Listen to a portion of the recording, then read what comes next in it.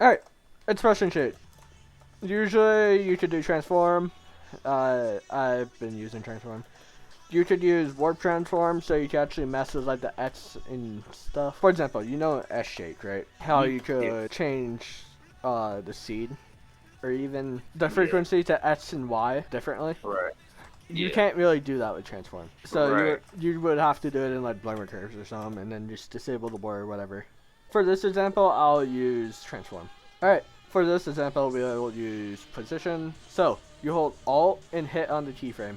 Once this opens up, you would do the wiggle expression. In this case, I'll do like 9 and 40. So just for you to know, this is frequency, just like in S shake. The first is frequency, this is amplitude. You need to keep that in mind for expressions. There's the actual shake, right? Once you do that, you put on slider control, and if you want to control the amplitude, which is right here, you'll go to this pitch width. You'll have to select the actual number first, and then go to slider control. It'll do its thing. Then you'll put this at whatever amount. Usually I go like 500, and then 0. You know how this stuff works. It's shake. Okay, so you put transform on the clip, Yes. go to position, highlight position, Yep. alt click on the keyframe, brings up the damn The expression chart. the little coding looking Yeah. thing. Also, And keep then this in mind. Instead of having the seed controlled by what layer it is on in After Effects. So how? See what I mean? wait. So that's something you gotta keep in mind. If you don't like the shake and want to change the position, you have to put it up a layer or whatever. Or you could even just put like a simple frame glitch and it'll change it and stuff like that. But yeah, that's basically expression shake. And then you could also do the same thing for frequency if you wanted.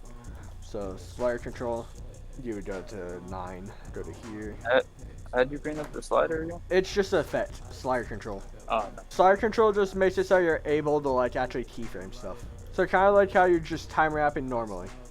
And just so you get the point of wiggle expressions, you could do brightness and contrast, wiggle like, in this case for flickers you'll do like around 20. Exposure, that'll be a different case. You see how it does a flicker? Yeah, I see that. Yeah, wiggle really just makes it so it repeats like any values and it randomizes it. If you wanted something to repeat, that's a whole different expression that you could go to.